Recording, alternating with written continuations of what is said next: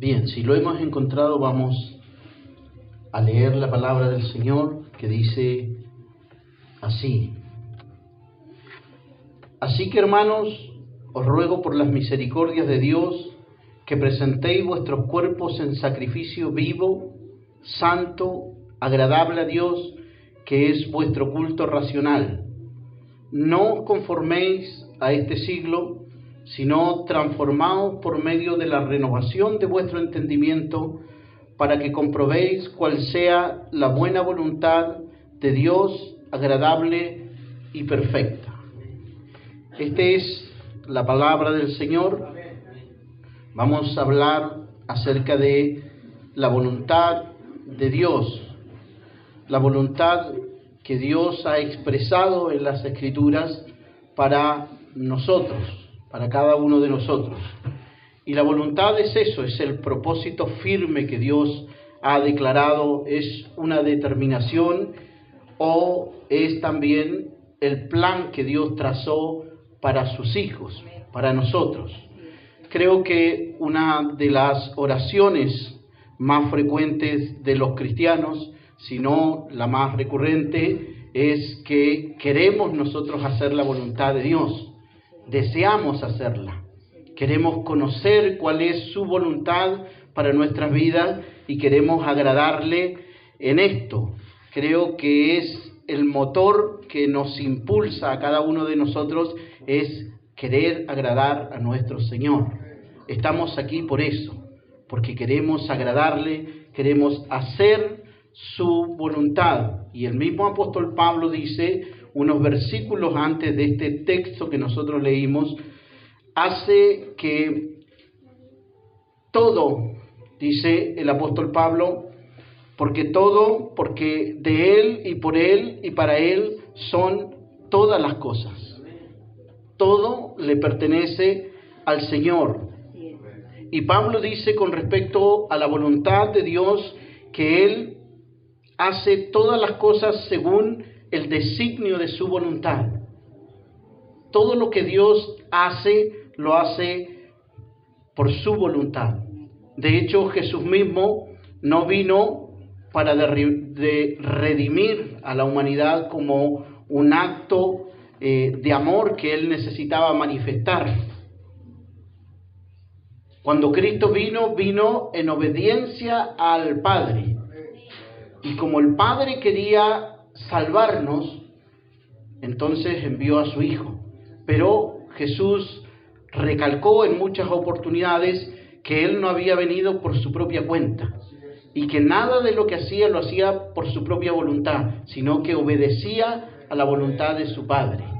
Ese era el deseo de Dios, que ninguna persona se extravíe. Y de hecho Jesús se ciñó a esa voluntad para poder salvarnos, para poder también agradar al Padre. Y por eso la misma Escritura también nos dice que el Padre tenía complacencia en su hija, se complacía en su Hijo porque no hacía lo que Él quería, porque se ciñó a la voluntad del Padre. Incluso en los últimos momentos de su agonía, Jesús, orando al Padre, le decía: Padre, si hay alguna forma de rescatar a la humanidad, alguna otra manera de redimir a los hombres, si es posible otro medio que no sea la cruz, le decía, Él estaba dispuesto.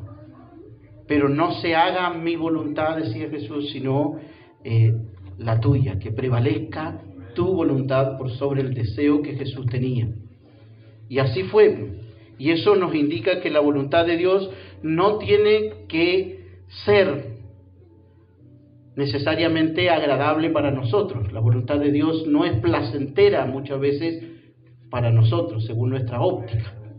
Porque a veces nos toca vivir dificultades y no es cuando yo quiero, sino cuando Dios quiere. No es cómo yo quiero, sino cómo Dios quiere. Y a veces alinearnos con esa verdad nos cuesta a nosotros.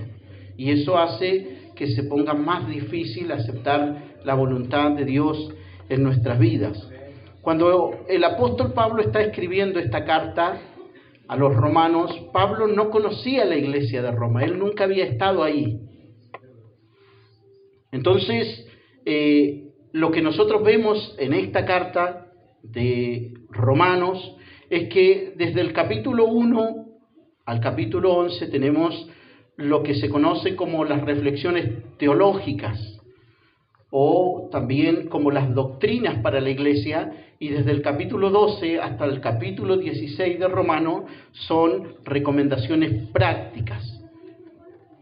Es un poco de teoría y un poco de práctica, y es de alguna manera como es el Evangelio. Y empieza diciendo: así que en vista de todo lo que está escrito antes de eso, desde el capítulo 1 hasta el capítulo 11 de Romanos, donde él presenta el plan de salvación, donde Pablo habla de que somos justificados delante de Dios por medio de la fe, donde dice Pablo que el resultado de esa justificación es que hemos dejado de ser esclavos del pecado, hemos sido libertados por Dios, hemos dejado de estar enemistados con Dios, estamos en paz con Él por medio del sacrificio de Cristo. Pablo dice antes de eso que ahora no somos nosotros esclavos del pecado, que hemos sido libertados de esa atadura que nos hacían correr a nosotros hacia aquello que nos daba cierta satisfacción o cierto alivio de los problemas. Y dice incluso en el capítulo 7 que aunque nosotros estamos luchando constantemente por hacer la voluntad de Dios, y a veces prevalece la carne en nosotros, esa vieja naturaleza condicionada, y tenemos nosotros la victoria garantizada por medio del Señor Jesucristo. Finalmente el apóstol Pablo dice a los hermanos, a los de Roma, que Dios había escogido un pueblo para exhibir su gloria por medio de ellos, pero por el endurecimiento de este pueblo, Dios también nos alcanzó a nosotros. Su gracia, su misericordia nos alcanzó, pero que si Dios no tuvo problema en sacar a esas ramas naturales y poner unas injertadas allí, tampoco va a tener problema con sacar aquellas que son injertadas y ponerlas naturales si nosotros no le obedecemos. Nos advierte entonces que no debemos endurecernos por el engaño del pecado, sino que debemos mirar también a Israel en su comportamiento, porque todas las cosas que están escritas allí fueron para nuestra enseñanza. Y en vista de, dice en el capítulo 12, de todo eso que ha venido diciendo, os ruego por la misericordia de Dios que presentéis vuestros cuerpos en sacrificio vivo, santo, agradable a Dios, que es vuestro culto racional. Pablo está hablando de aquí que había una forma, se había establecido por Dios una forma de que el hombre dejara de estar enemistado con Dios por medio del sacrificio de una víctima inocente, de un animal. La sangre es símbolo de vida. Y cuando el hombre pecaba tenía que traer una víctima inocente, y la sangre de esa víctima inocente tenía que ser derramada para cubrir el pecado. Ese eran sacrificios muertos. Eran sacrificios de animales, pero todo aquello era sombra y figura de lo que había de venir, del sacrificio perfecto, cuya sangre fue derramada una vez y para siempre. Era simplemente una figura del derramamiento de sangre que había de dar por amor de nosotros el Señor Jesucristo. Eran sombra y figura, pero todas estas cosas, por muy importantes que eran en el Antiguo Testamento los sacrificios, Dios también se encargó de plasmar ahí en las Escrituras que Él le asigna mayor importancia al hecho de oír sus palabras y obedecerlas, de cumplir su voluntad. Eso fue lo que le dijo a Saúl: se complace Jehová tanto en los holocaustos y víctimas como en que se obedezca a las palabras de Jehová.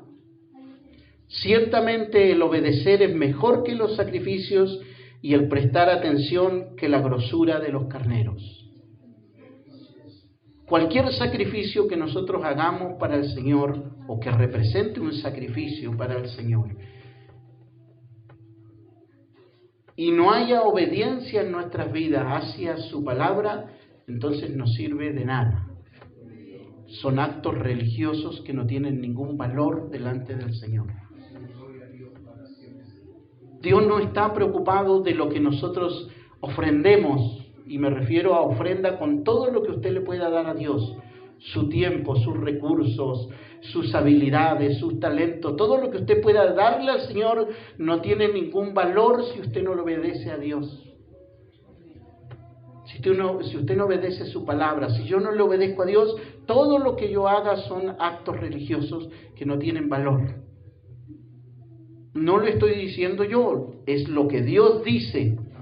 Él se complace más en el hecho de que le obedezcamos antes de que ofrezcamos cualquier sacrificio. Porque como pecado de adivinación es la rebelión, y como ídolos e idolatría la obstinación. Ahora, en contraste con los sacrificios de los animales que cumplían una función limitada en la relación del hombre con Dios, dice el apóstol Pablo: ahora presenten vuestros cuerpos como un sacrificio vivo y santo, que sea agradable a Dios. Preséntense ustedes mismos como un sacrificio. Todo sacrificio tenía que ver con la muerte. Tenía que ver con muerte, porque cada vez que se sacrificaba para expiar los pecados de alguien, había una víctima que tenía que ser sacrificada. Y cuando el apóstol Pablo nos dice que debemos presentar nuestros cuerpos con sacrificio vivo, como sacrificio vivo a Dios, está hablando de esa muerte al yo, que debemos ponernos en sacrificio nosotros mismos para servir a Dios. Darnos por completo. De hecho, el sacrificio de animales tenía un alcance limitado. Podía cubrir el pecado simplemente. No quitaba el pecado de las personas. Por eso el apóstol dice: preséntense ahora ustedes como un sacrificio vivo y santo, que sea agradable, o preséntense ustedes mismos como instrumento en las manos de Dios. De hecho, para los griegos ya esto era algo irracional, o fuera del entendimiento que ellos tenían. Los griegos consideraban que lo importante era el espíritu, y que la carne o el cuerpo humano era como una cárcel donde el hombre estaba prisionero. Era algo vergonzoso, algo muchas veces detestable el cuerpo. Y por esa razón ellos hacían dos cosas. Uno, practicaban el ascetismo, se castigaban, se flagelaban, o hacían cualquier tipo de rito de sacrificio para mortificar la carne, o le daban rienda suelta a las pasiones desordenadas. Total, decían ellos, como muchos dicen hoy, a Dios solamente le importa el corazón. Pablo lo que está haciendo es refutar precisamente esa idea. Dios no está preocupado solamente de nuestro corazón. A Dios le importa todo nuestro ser, porque cuando Él nos salvó espíritu, alma, y salvó nuestro cuerpo.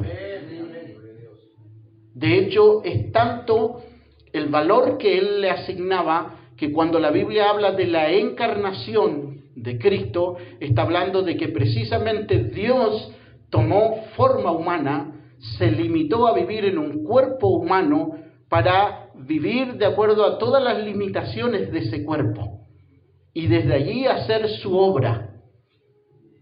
Desde un cuerpo humano Dios se manifestó la deidad, manifestó su gloria, mostró lo que la Biblia dice en el libro de Colosenses, la imagen del Padre, la manifestó por medio de un cuerpo humano, podía haber venido como ángel. Pero para que nosotros entendiéramos que a Dios le asigna también una importancia a lo que nosotros hacemos con el cuerpo, Él se encarnó, tomó forma humana y vivió en un cuerpo, limitado a ese cuerpo. Fue tal las limitaciones de Jesús que nosotros lo vemos en el huerto de Getsemaní, al creador del universo siendo fortalecido por un ángel, un ser creado.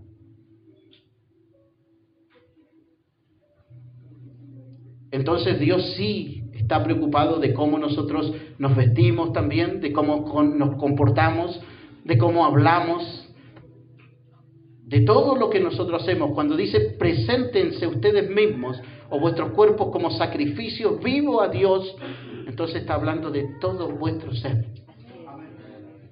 Preséntense ustedes de manera íntegra a Dios, como instrumentos para que Dios los use.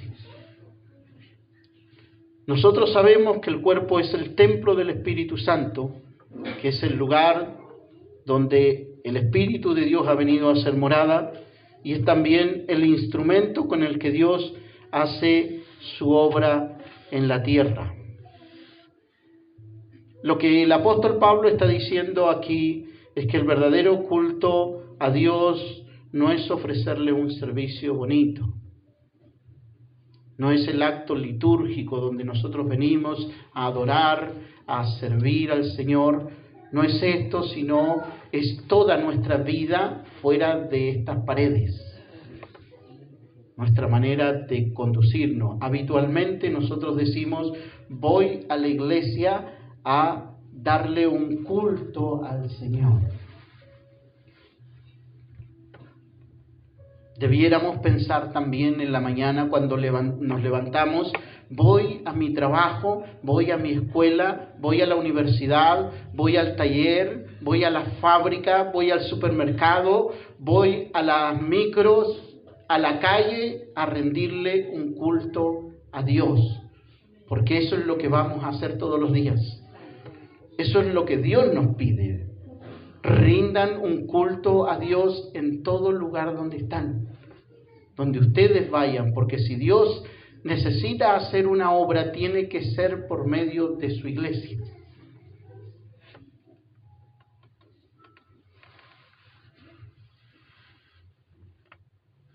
Por eso también dice el apóstol Pablo que todo lo que hagamos, sea de hecho o de palabra, debemos hacerlo como para el Señor y no para los hombres.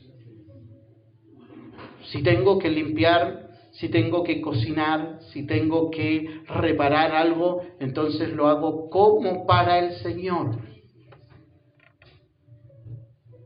No lo estoy haciendo para los hombres, lo estoy haciendo para el Señor. Y como es para el Señor, entonces lo vamos a hacer con excelencia. Porque es para el Señor, es como para Él. ¿Cómo nos presentamos nosotros delante de los hombres cuando tenemos una entrevista de trabajo? Cuando tenemos que presentarnos delante del dueño de la empresa, del director, del rector de la universidad o cualquier personaje de este mundo. Tratamos de hacerlo de la mejor forma posible.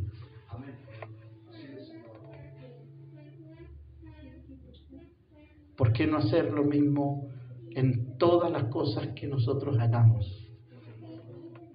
Pensando que son como para el Señor y no para los hombres. El problema es que esto choca con nuestra visión de ver, nuestra manera de ver las cosas.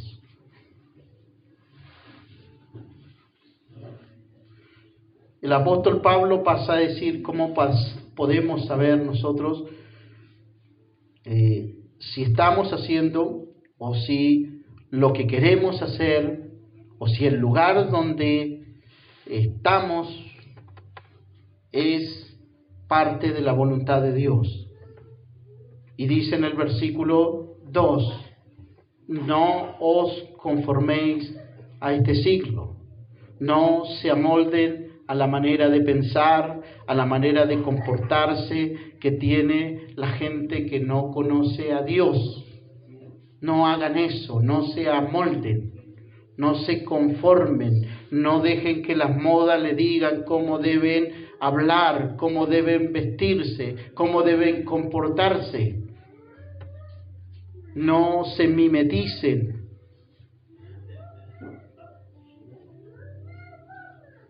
No se adapten para obtener aceptación del mundo.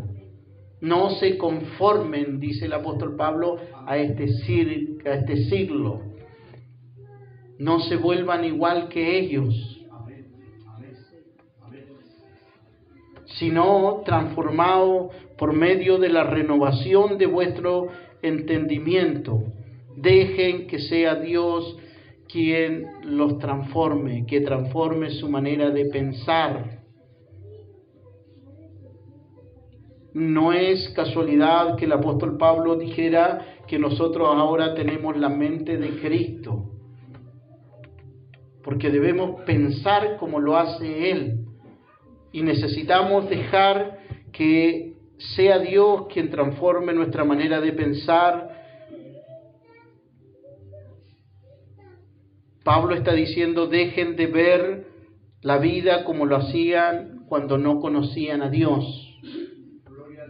Dejen de comportarse de la misma manera que tenían cuando ustedes no conocían a Dios. Porque si bien estamos en este mundo, el Señor Jesucristo nos dijo que no pertenecemos a Él. Estamos aquí, pero no pertenecemos a este mundo. La clave del éxito en la vida cristiana tiene que ver con aquello, con la transformación, con la renovación de nuestra mente. Hasta que nosotros podamos alinearnos, conformarnos a los parámetros que Dios ya ha establecido. Hasta que podamos nosotros alinearnos con la palabra de Dios, cosa que no estemos luchando con ella, que no estemos peleando con Dios para obedecerle, porque el gran problema de nosotros es un tema de obediencia, porque no nos queremos alinear con lo que Dios dice. Queremos que prevalezca nuestra voluntad por sobre la voluntad de Dios, nuestros deseos. Y vamos a ver cómo la Biblia nos dice que solamente su voluntad es perfecta. Pablo está tratando de decir aquí que en la medida que nosotros conozcamos a Dios, conozcamos su carácter, conozcamos de sus atributos, vamos a poder distinguir con mayor claridad cuando alguna cosa pertenece a su voluntad. Y si no, vamos a estar siempre cuestionándonos. Si conocemos su voluntad, entonces podemos responder a ella en obediencia. Para poder obedecer necesitamos conocer cuál es su voluntad con respecto a nosotros, a nuestra vida. Cada uno somos diferentes y Dios tiene propósitos particulares con cada uno de nosotros y también de manera colectiva como iglesia. Dios tiene propósitos con su iglesia. Pero de forma personal Dios tiene propósitos con cada uno de nosotros. Pero si no conocemos su voluntad es imposible obedecerla. Necesitamos conocerla, necesitamos entenderla, entender que esa obediencia de vida en la que nos acomodamos a la voluntad de Dios y no a los deseos de este mundo, no la podemos realizar separados del mundo, sino en el mundo. Dios no quiere que nosotros nos aislemos. Dios quiere que hagamos su voluntad en medio del lugar donde Él nos ha puesto. Para que en todo sea Él glorificado. para que la gente pueda ver manifestada esa gloria por medio de nuestras vidas en obediencia a lo que Dios ha dicho, lo que Dios nos ha enseñado. No se conformen, entonces dice, a este siglo, no se amolden, por el contrario, si van a amoldarse, van a ceñirse a algo que sea a la voluntad de Dios, a su palabra, para que comprobéis. Hay otras versiones que dicen para que logren discernir, para que puedan distinguir, para que verifiquen, para que lleguen a conocer. Y pasa aquí a nombrar las características que tiene la voluntad de Dios. Y dice en primer lugar que la voluntad de Dios es buena. Solo la voluntad de Dios es buena. Nuestros deseos pueden estar sinceramente equivocados. Lo bueno es algo relativo. Lo que para algunos es bueno, para otros puede que no sea tan bueno. Según nuestra óptica, lo bueno es relativo. Por eso necesitamos una fuente confiable para saber qué es bueno y qué es malo. Si nosotros no tuviéramos los parámetros de la Biblia para saber lo que es bueno y lo que es malo, entonces andaríamos a ciegas. Pero Dios nos ha revelado lo que es bueno para Él. Lo que a Él le agrada, Dios lo ha revelado por medio de su palabra. Y si nosotros no nos acercamos a su palabra, entonces va a ser imposible que conozcamos su voluntad. Que sepamos lo que es bueno y lo que es malo. No podremos distinguir nada. Necesitamos acercarnos a Él, como el mismo apóstol Pablo dice, que la palabra de Cristo more en abundancia en vuestros corazones.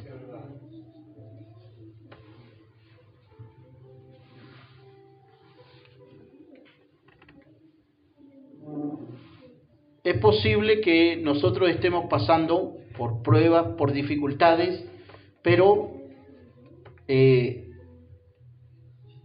la voluntad de Dios o la protección de Dios incluye que al final la voluntad de Dios, que es buena, prevalezca, aunque en medio de eso podamos estar sufriendo.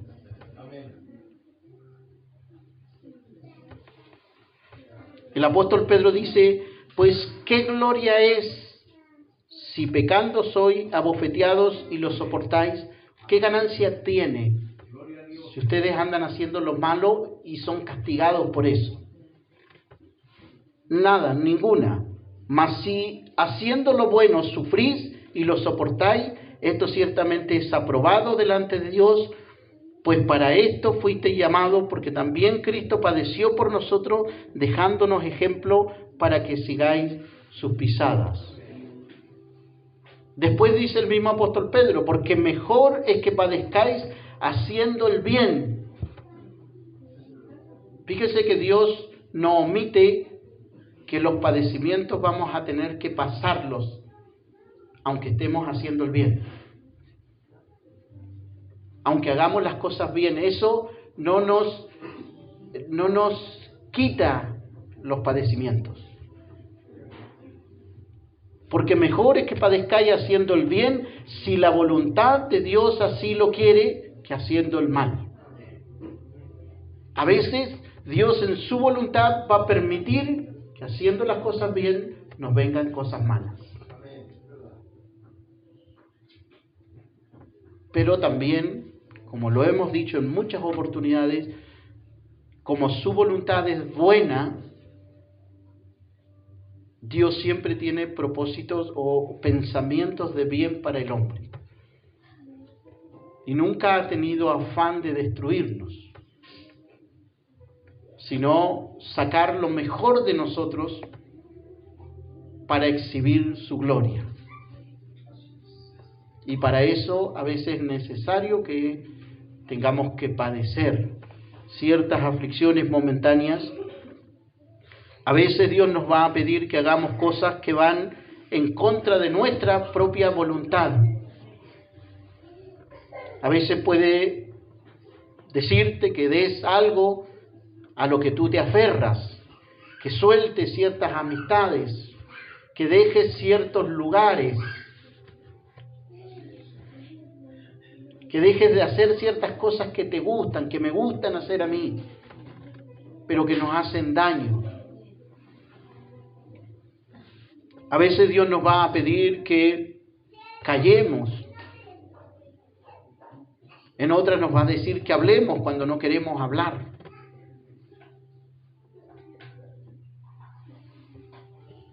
Pero debemos tener presente que sus caminos son más altos que los nuestros y sus pensamientos son mejores que los nuestros. Y que todo lo que Dios hace es para nuestro bien. Y nosotros debemos obedecerle. Eso es lo que Dios espera de una manera incondicional. ¿Cuánto nos cuesta obedecerle a Dios sin cuestionarlo?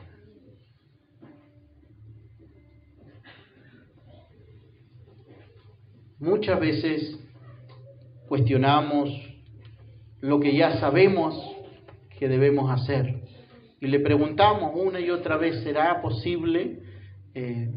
Por si Dios por ahí ha cambiado de opinión, tiene algún pensamiento nuevo, ignorando o pasando por alto que Dios es inmutable, Dios no cambia. Y a pesar de que nosotros sabemos la respuesta, somos obstinados porque queremos justificar nuestra propia voluntad, nuestro deseo. Queremos que prevalezca por sobre lo que Dios ha dicho.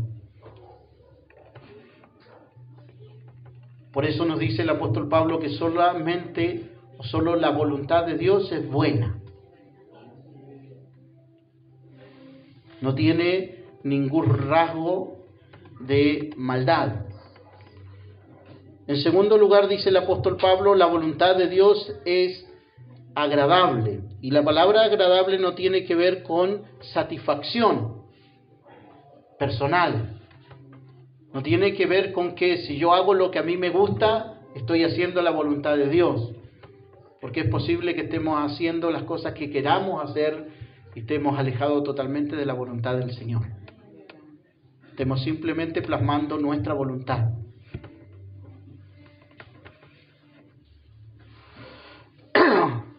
De hecho, es más probable que no nos sintamos bien ni cómodos muchas veces obedeciéndole a Dios, porque nuestra parte humana quiere intervenir.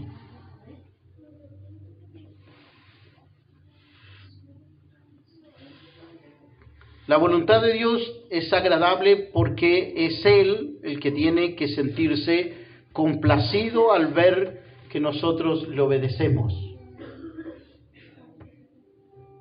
A veces nos vamos a sentir bien obedeciendo y a veces no. Pero no es lo mismo padecer haciendo nuestra voluntad o tratando de cumplir nuestros propios deseos que padecer haciendo la voluntad de Dios.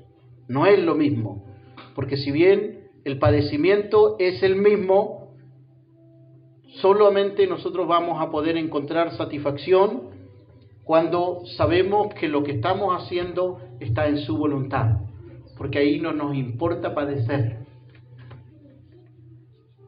Sabemos que estamos en su voluntad.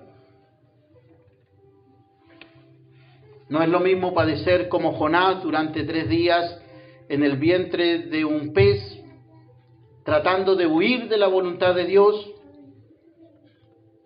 para no obedecerle, que padecer como José en una cárcel siendo acusado injustamente durante años. Porque si bien ambos sufrieron, tanto Jonás esos 3 días en el vientre de un pez, como José esos años en la cárcel, cuando Jonás ve la voluntad de Dios, o ve que la voluntad de Dios no era destruir a los ninivitas, sino salvarlos, entonces él se pone a reclamarle a Dios.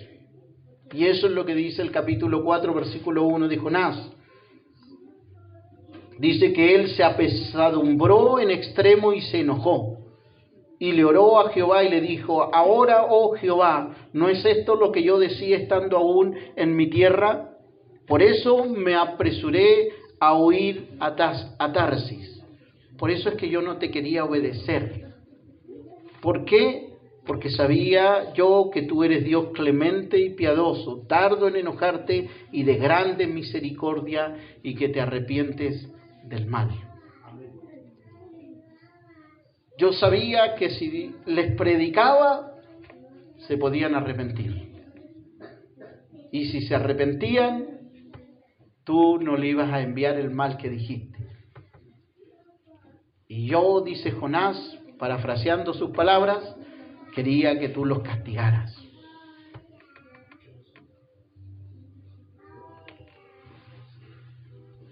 Jonás, no es lo mismo ir a Nínive a predicar enojado con Dios que haberlo hecho en su voluntad.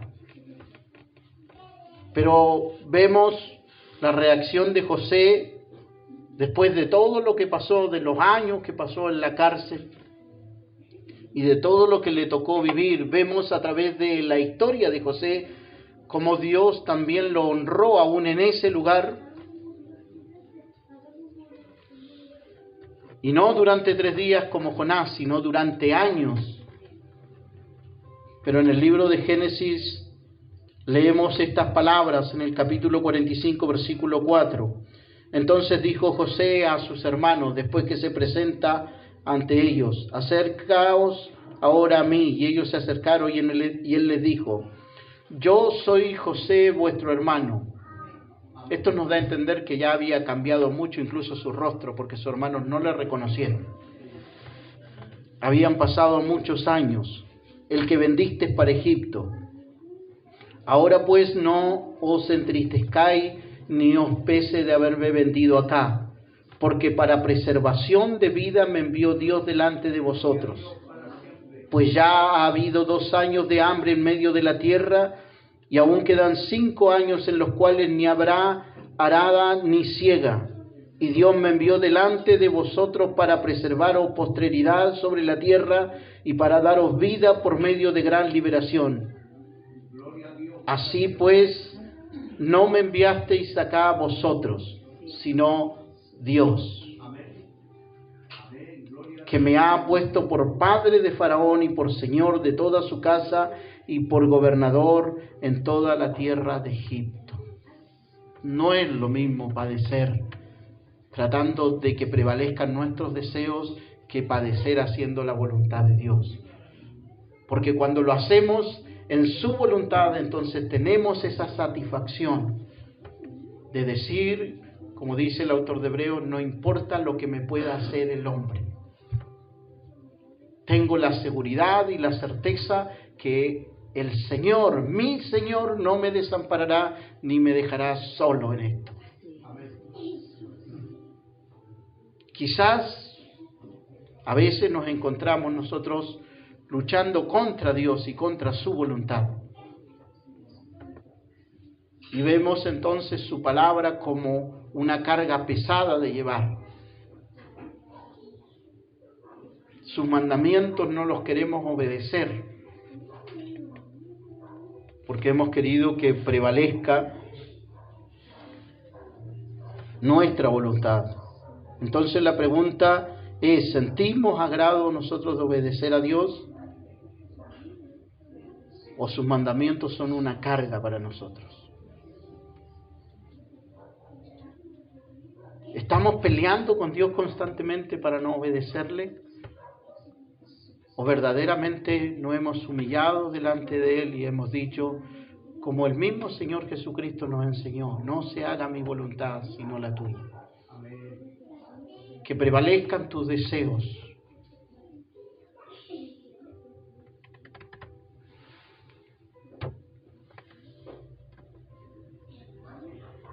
Es difícil sentir satisfacción en las cosas que hacemos si estamos constantemente luchando con Dios.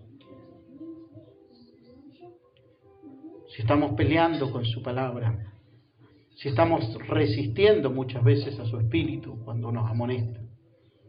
Es difícil sentir satisfacción tratando de imponernos nosotros por sobre lo que Dios ha dicho. Por eso el apóstol nos dice que solo su voluntad es buena, que solo su voluntad es agradable, y finalmente dice que solo su voluntad es perfecta. Cada uno de nosotros podemos ver con cierta claridad, algunos, otros no tanto, la voluntad de Dios en su propia vida. Algunos saben para qué Dios los llamó, otros todavía están cuestionándose, ¿será que Dios me quiere aquí haciendo lo que estoy haciendo? Bien dice el apóstol Pablo a los Corintios, ahora vemos por espejo oscuramente. Así vemos con todo nuestro deseo de acercarnos cada vez más a la luz, estamos limitados. Y nos dice el apóstol Pablo, ahora vemos como por espejo, oscuramente. No vemos las cosas con claridad. Nuestra mente es finita, nos alcanza para ciertas cosas. De hecho, los espejos eran hechos de bronce pulido o de cualquier otro metal, pero esos espejos, que no son los espejos que existen hoy, no podían proyectar una imagen con claridad. Se veían borrosas las imágenes. No era nítido. El apóstol Pablo está diciendo, con todo lo que nosotros nos esforcemos por buscar a Dios aquí, nunca vamos a ver en plenitud su gloria. Nunca vamos a alcanzar a conocerle a Dios en plenitud. Siempre vamos a estar faltos para ese conocimiento, pero dice, más entonces, cuando un día estemos en su presencia, veremos cara a cara. Ahora conozco en parte, pero entonces conoceré como fui conocido. Dios siempre ha querido revelarnos su voluntad, pero nuestra humanidad a veces nos empaña la vista y no nos deja ver con la claridad, nos estorba a veces para hacer lo que Dios quiere que hagamos. De hecho, la palabra perfecto, cuando dice que solo su voluntad es perfecta, esa palabra perfecta habla de algo que está completo, de algo que está maduro, terminado, y esto nos indica que la voluntad de Dios es perfecta porque considera todos los aspectos de nuestra vida y no le falta nada. No es que nosotros tengamos que preocuparnos de ciertas cosas, porque si hacemos la voluntad de Dios vamos a quedar expuestos. No, lo que el apóstol Pablo dice que la voluntad de Dios es perfecta, está completa. Dios ha pensado en todo. Él es omnipotente, Él es omnipresente y Él ha pensado en todas las cosas. Y nosotros, por eso dijo el Señor Jesucristo, que si nosotros nos preocupamos en su reino, invertimos nuestra vida en su reino y en su justicia, todas las cosas por las cuales las personas se desesperan en este mundo, Dios nos va a darlas a nosotros como añadiduras. Y Él la llama cosas. Aquello que desespera al mundo tener, Dios ha prometido darlas a sus hijos que se ocupan en sus negocios como parte de las añadiduras. ¿Por qué? Porque Él es perfecto. Él está completo y nosotros también en Él. Estamos, dice el apóstol Pablo en una ocasión, completo en Él. Por eso mismo nos alienta de alguna manera a que no sigamos lamentándonos por aquellas cosas que dejamos atrás, por las amistades que tenemos que soltar, por las relaciones que a Dios no le agradan, ¿Por qué? Porque su voluntad, lo que Dios ha trazado para nuestras vidas es perfecto. Y nosotros no necesitamos ayudarle a Dios. Él no necesita nuestra ayuda. No es lo mismo movernos nosotros en lo que llamamos la voluntad permisiva de Dios que estar en su voluntad perfecta. No es lo mismo. Quiero terminar diciéndole lo siguiente. La voluntad de Dios es que nosotros vayamos por el mundo y prediquemos el Evangelio a toda criatura. Pero no es lo mismo que usted se pare en cualquier esquina a predicar el Evangelio a que usted le pregunte al Señor dónde quieres que vaya a predicar. Dentro de su voluntad permisiva usted puede ir donde quiera a predicar. Pero cuando nosotros queremos hacer la voluntad perfecta de Dios, entonces le vamos a preguntar, Señor, dime dónde me gano, dónde quieres que predique. A veces nosotros nos hemos estado moviendo dentro de la voluntad permisiva de Dios. Y pensamos que de alguna manera, porque Dios tolera aquellas cosas, Dios las aprueba.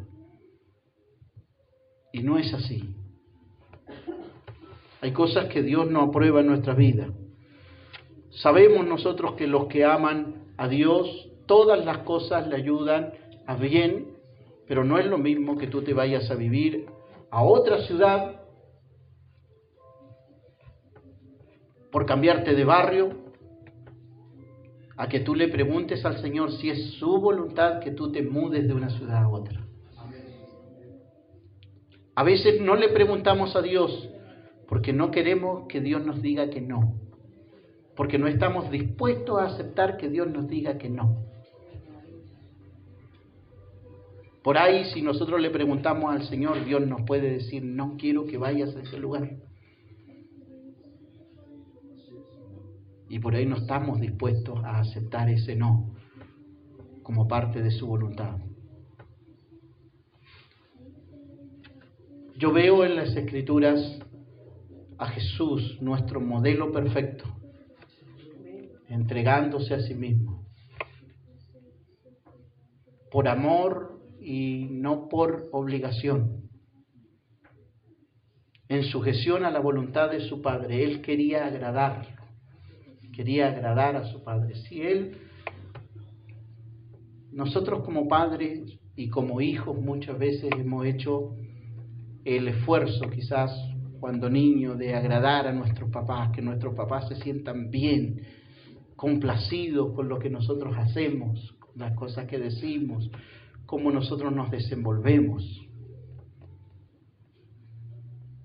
¿Cuánto más Dios, hermano, pueda sentirse también de esa manera, complacidos, sabiendo que quizás el conocimiento que tengamos no sea mucho, porque no es lo más importante, pero que en lo poco que entendemos y sabemos queremos agradarle a Él. Queremos hacer su voluntad, queremos obedecerle y no estamos resistiendo constantemente a todo lo que Él nos dice.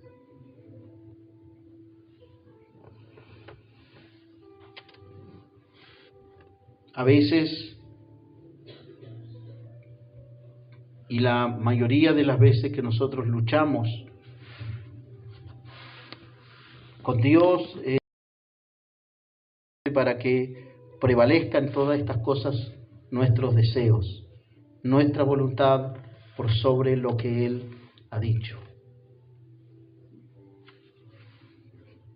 Quiero leerles por última vez el texto que hemos tomado del libro de Romanos capítulo 12 para que lo volvamos a leer cada vez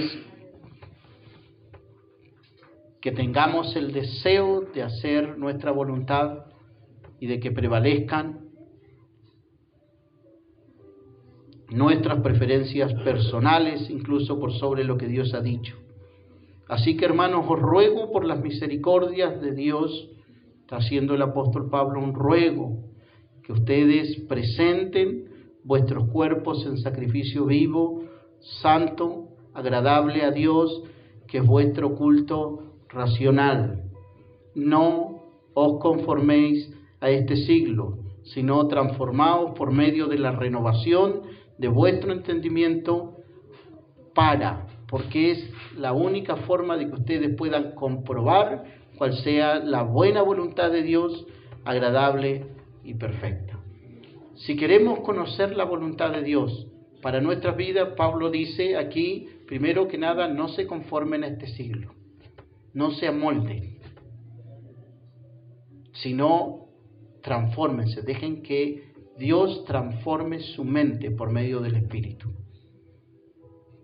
Y así ustedes van sin ese obstáculo, sin esa lucha de querer agradar a los hombres, entonces van a poder ver con claridad cuál es la voluntad de Dios, que es buena, que es agradable y que es perfecta. Dios nos pueda bendecir. Póngase de pie, mi hermano, vamos a darle gracias al Señor por esta su palabra.